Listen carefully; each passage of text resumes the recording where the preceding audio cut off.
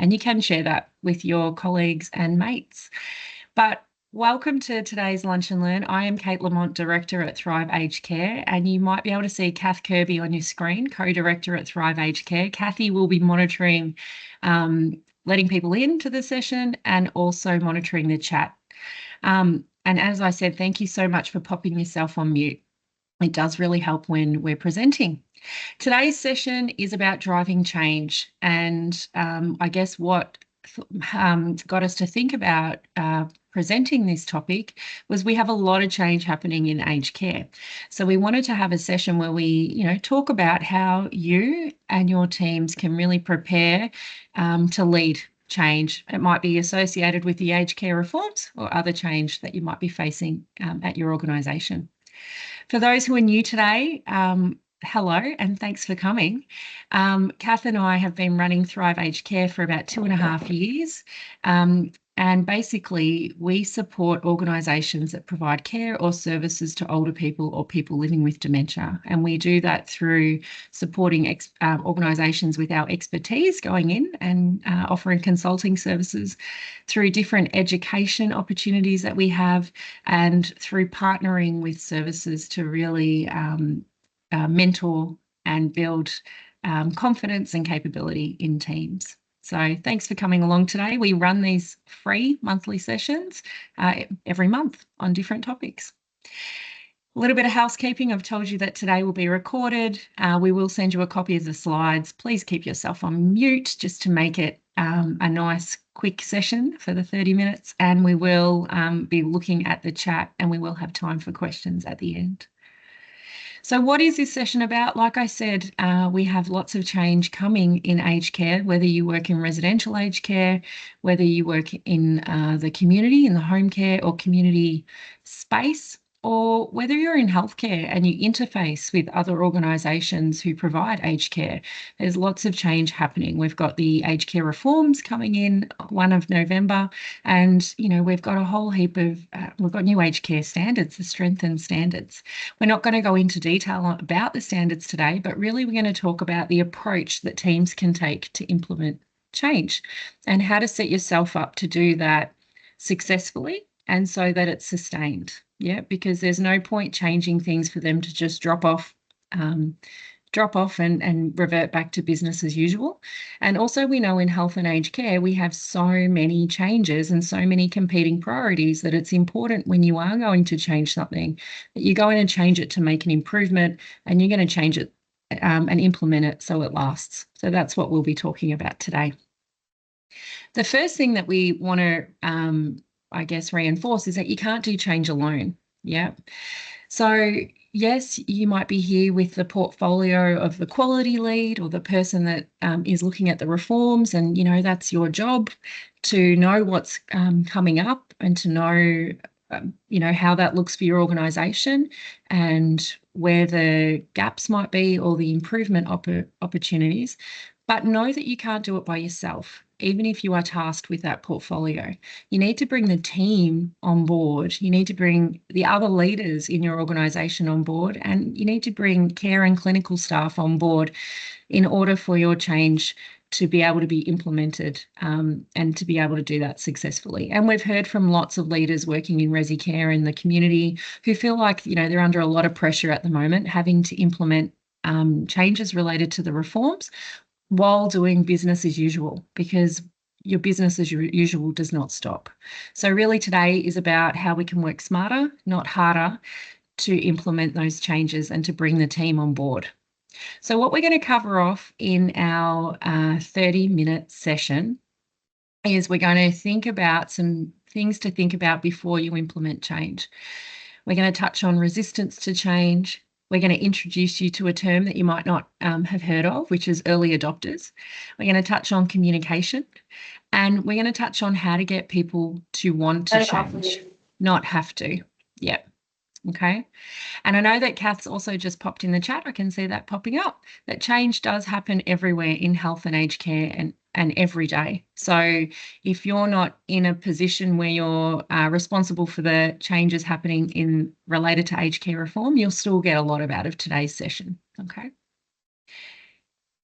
So the one predictable thing about aged care, and I think we could also say health, is that change is change.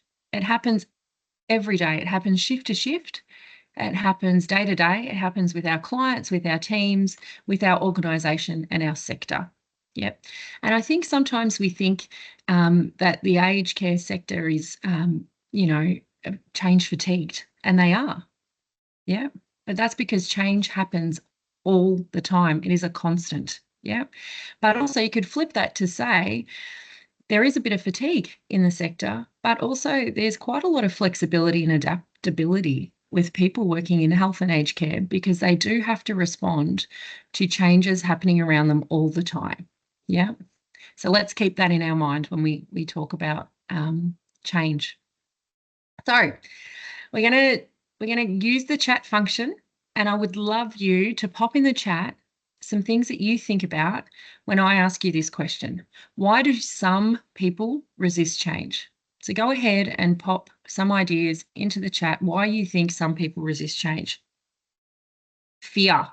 Yes, fear. That was the first one. The unknown. Yes, the unknown. Too hard. Yep, change is too hard.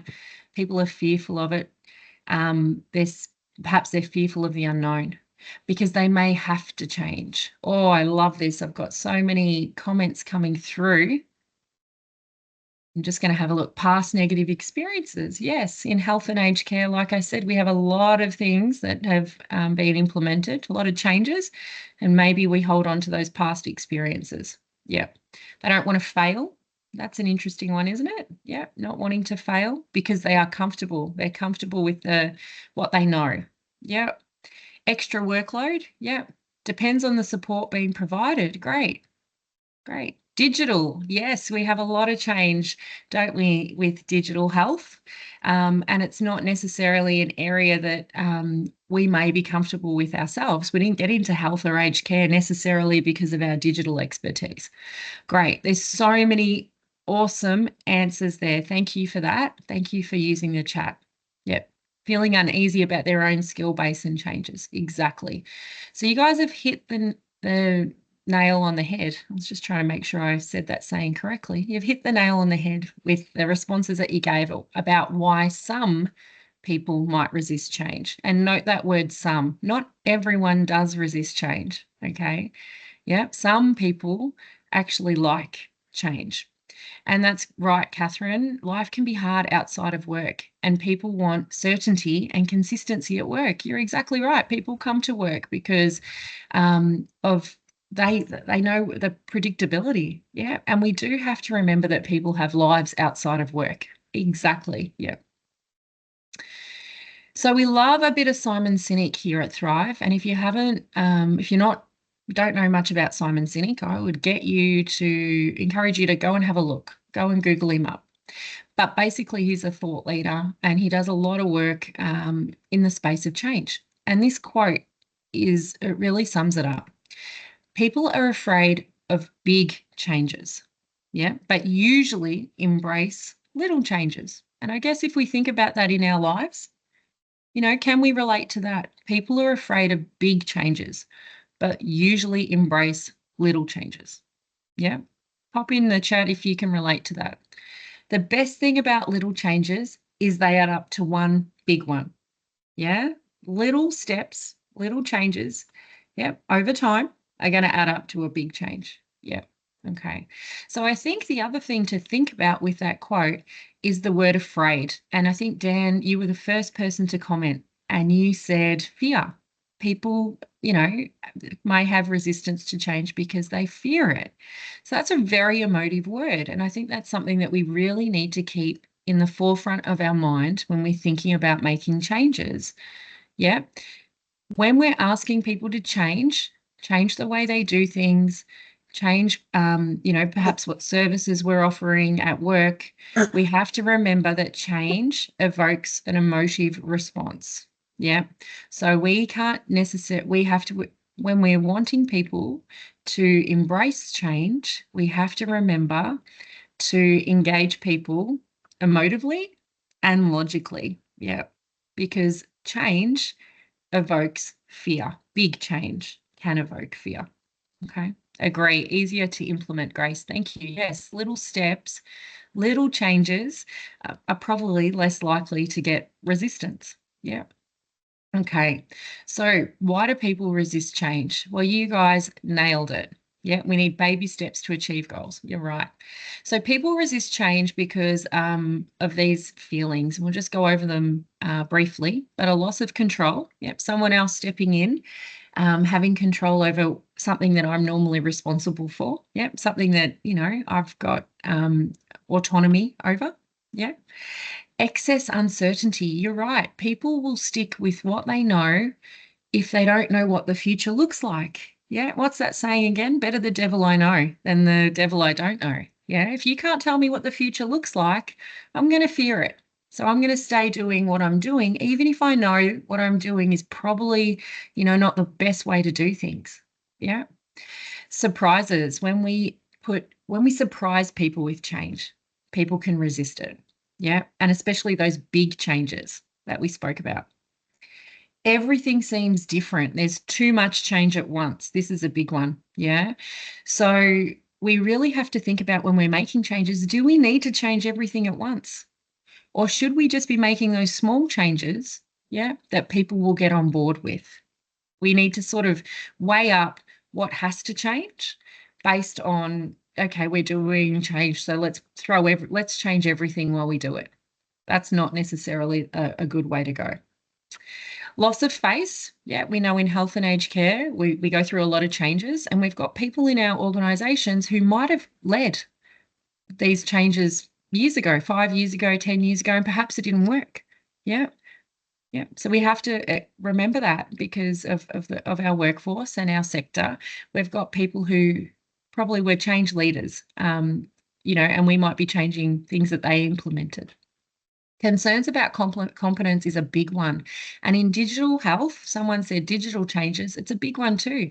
So when I've been doing my job for 10, 15, 20 years, and I feel very, very competent about it, when you're asking me to come in and do something new, something that might challenge me a little bit, especially in a space that I feel like I might not have expertise, and let's say that could be digital transformation, I'm going to have concerns about, can I actually do this?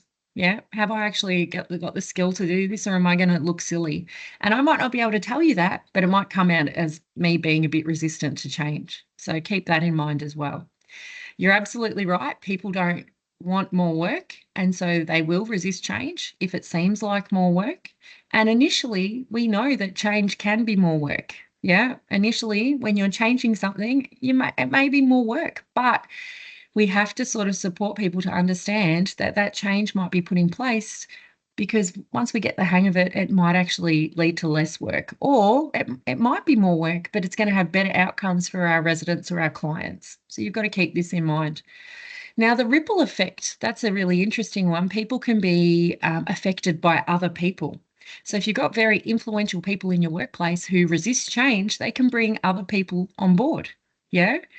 But let's make sure that we remember that that can happen positively too. The ripple effect can be positive. If you've got people who are open to change, they can bring other people on board. And you're right, past resentment. We we went through change and it didn't work last time, or management didn't listen to us, or this happened, or this happened. People hold on to past resentment. And it doesn't matter how great your change idea might be, they're still stuck with that past resentment. So it's really important to be aware of why people might be resistant to change, because your role as a leader will be to support people through this. Yeah, to support people past that resistance so that they can get on board with the change. And remember that we have to do that appealing to people's emotions, because people fear change, and also logic. We can't pick one or two. It has to be both. So we like to talk about planning because before you implement any changes, the place that you really need to spend most of your time is planning before you put things in action. Okay, I'm going to take a minute to pause and have this drink, and I want you to see if you can guess where this truck is. Pop it in the chat. Where is this truck stuck?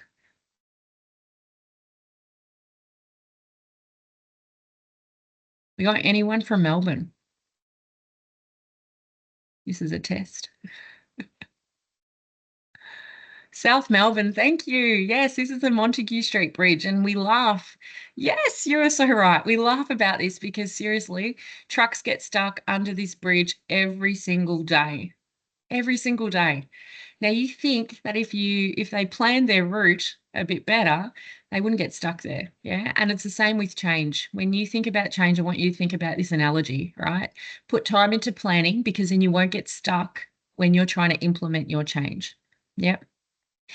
Now, we have got the model for improvement here. Now, the model for improvement is a really simple model that you can use, anyone can use, to really test if a change is an improvement. And that is the first thing that you need to do before you roll out any big changes. You want to just test, is what I'm going to put in place actually an improvement? Is it going to work? How am I going to know that it's an improvement? I need to collect some data on it. Yeah. And how am I going to roll it out? And then you do the plan, do, study, act. And you only do this test somewhere small. So you don't test a change across your whole organization. You might not even test it across a whole ward, yeah, or a whole division. You might start very small. Yeah. Now, Kath and I, we've done a lot of change work. And one thing that springs to mind is when we changed admission paperwork for a whole health service. Okay. Yeah. We did lots of these tests, because you can imagine we had lots of people who needed to give input. We needed to see how the paperwork worked on the ground practically. And we had to, really get all those teething issues out, because you don't want to go and change a form, for instance, it's going to be used across 3 campuses with thousands and thousands of patients, to know that there's errors or that questions don't work or it doesn't link to this or it doesn't link to that. So doing small tests in places before you roll out a change is really important. And I would encourage you to make time on the planning. And we're going to talk about that a little bit now. Yep.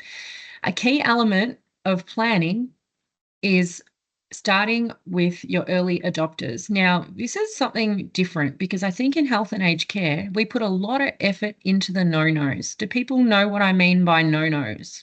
Yeah, I want you to, we can all probably think of a no-no. Those people, it might be groups of people, it might be certain individuals. They could have been there for a very long time, and they're going to tell you that the change isn't going to work. Yeah, they're the ones that you can see openly are very resistant to change. And generally, historically, we spend a lot of time and energy on the no-no. This slide is going to make you think differently, because we are telling you the place to start with change is with the early adopters. Now, who are the early adopters? Let me explain this graph, this curve to you. This is a bell curve, okay? Yeah, I'm not going to go into stats, but it's a bell curve. Basically, the middle of the graph, the early majority and the late majority, that's most of the people that you work with. Yeah.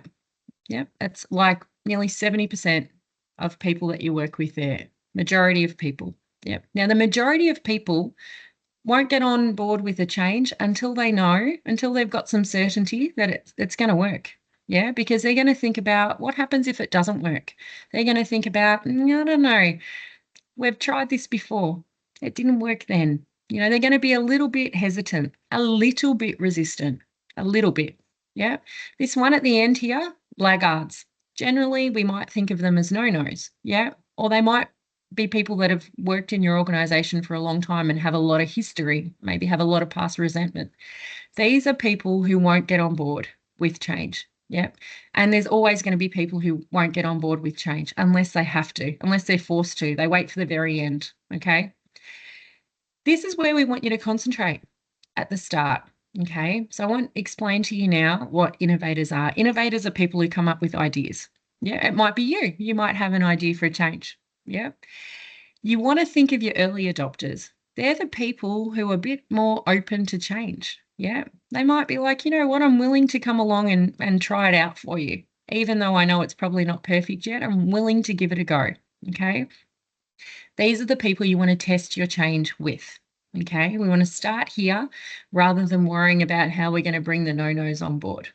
Because if we start here with the early adopters, they're going to be a little bit more open to it. We're going to weed out any problems and teething problems that we have, and we're going to be able to collect some data, and we're going to be able to refine what our change is as well, so that the majority will start seeing what these guys are doing and start asking questions. They'll be like, how come these guys are using that new paperwork? It seems to be going really well in that area. We see that admission time's going really quick. Yeah. Or how come these guys are, using the new electronic medical record? Looks like they're saving heaps of time with paperwork. We want to try it now. Yeah. Or how come these people here, I'm going to give you an aged care example. How come these people here are, oh God, Kath, can you think of one? I bet you are.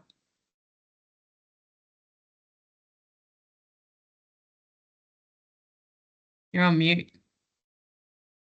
I just can't unmute. No. How come this group here is I don't know, how come they've got music therapy? Looks like that they're people living with dementia and coming to that group. It looks amazing. We want that. We want that music therapy now. So start with your early adopters, and basically what's going to happen is the majority of people are going to say, okay, we want to try that now. And then those people that are always going to be a little bit resistive will either come along or not come along. Yeah. Early adopters like a challenge. Yeah. And when we think about the electronic medical record, it's a great example. Generally, we use wards that are a little bit more tech savvy. Yeah. Or areas that are a little bit more tech savvy as our early adopters. Get the teething issues out and then roll it out to other areas that are going to be more open. Yeah, because we know we've sorted out any teething problems, and we've got answers for the questions that they have. So start with your early adopters. Now, thinking about your people, it's really important before you implement a change to think about your people that are going to be affected. So your stakeholders. Yeah. When you think about your stakeholders, you want to ask these 4 questions. Okay. Will they be supportive of the change? Yes or no? Why? How should I connect or engage with them? Yeah. Now, this question's really interesting. What's in it for me? Because basically, we all are human, and this is something that probably crosses all our minds. What's in it for me? Yeah. Is it going to be more work, less work? Is it going to be better outcomes for my residents or my clients? What's in it for me? Yeah. So we've got to address that. And who has a vested interest in the project? That just means who should care about your project? Is it going to change what they do? Is it going to have an impact on the area that they work in? Yeah. That's how you identify your stakeholders. Why would I want to be part of this? That's exactly it. Yeah. When you think about your stakeholders, this is the next step that I like to do. And this is even before we've gotten into the change, but it's mapping your stakeholders. Yeah. Because generally there might be one of you, or you might have a small team. Yeah. But you have to work with a lot of different people to keep them engaged. Yeah. And that means a lot of communication. So you can see here on the vertical axis, we have power and influence, and we know those are 2 different things. And the horizontal axis is interest. Yep. So for instance, those people in square 1 should be very interested. The change is going to likely affect the area that they work in. And they have high power or high influence. So I need to engage with them closely. Yeah. So this helps me think about how I communicate with certain groups or certain individuals, how much I touch base with them or check in with them, and how engaged they are in the process. Now, this can change throughout your change as well. So what you start with might change as you roll things out. So it's a really good tool to come back to and to look at. Okay. And I think we've actually got a template that we can send you guys with an email. So we might do that as well. We'll send you a stakeholder map. Yeah.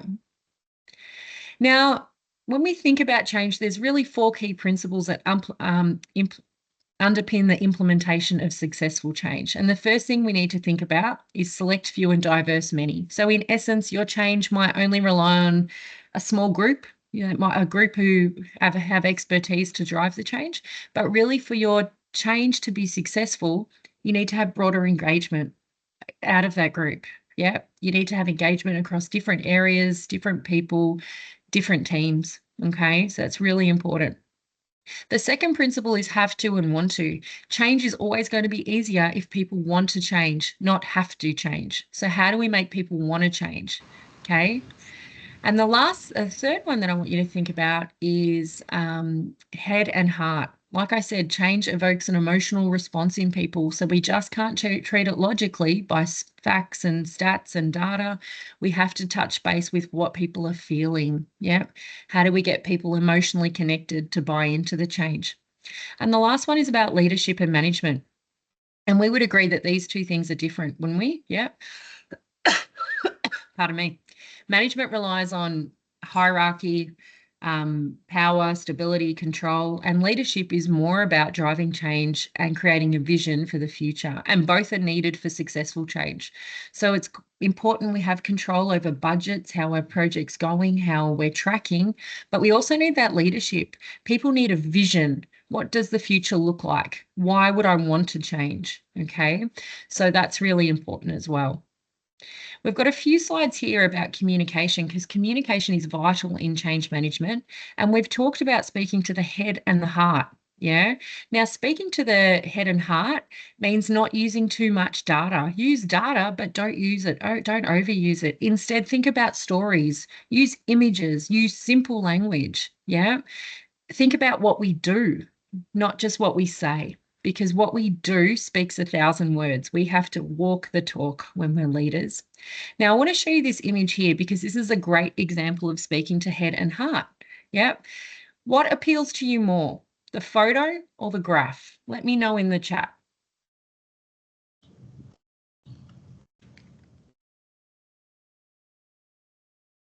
I know Kath's a photo girl. Yep, photo, both together. Nice.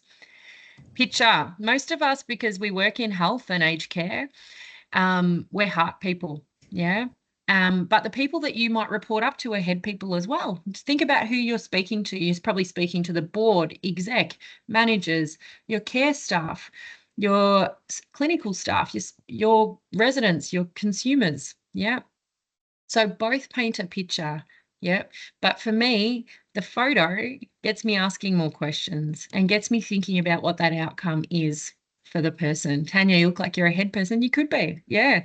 So it's important to use both. Okay, that's what I'm saying. I'm saying don't not use data. It's important to use data, but don't overuse data.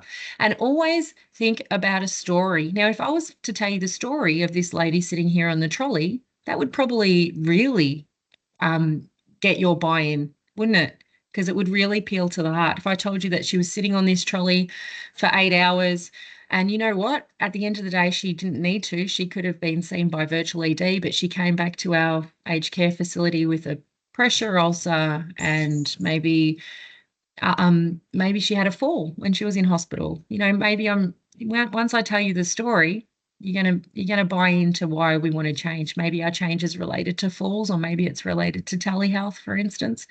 So think about how you can use both. Now, this is a nice summary. I love this picture, right? Little steps can lead to big change. And it's really important when you're implementing change that you set yourself up for success by creating short-term wins. Don't wait till you've achieved the big goals to celebrate. You need to create momentum. And by doing that, you need to set yourself short-term wins, low-hanging fruit, things that you can tick off because people need to see that you're achieving what you're setting out to do because it creates momentum and it gets more people buying into your change. So make sure you set short-term goals, make sure you celebrate them, and you do it in a way that's meaningful for your team. That might be a morning tea. It might be thanking someone at handover, thanking an individual or a team. It might be putting up some photos in a newsletter, talking about what you're doing with a new program, but it's really important that you do that. Okay. Yep. Now, it's also important that you use a model for change. Okay, and I love this photo of Marge because clearly I don't think she used a recipe to make her famous raisin cake. So when you go to implement change, make sure you have some sort of model. We like Cotter's 8-step change model. There's others out there, but basically it gives you a framework to make sure you're following the steps to really set yourself up for success and really setting yourself up for a way that the change is going to be sustained. Okay. Oh, I've done well. It's 1 o'clock.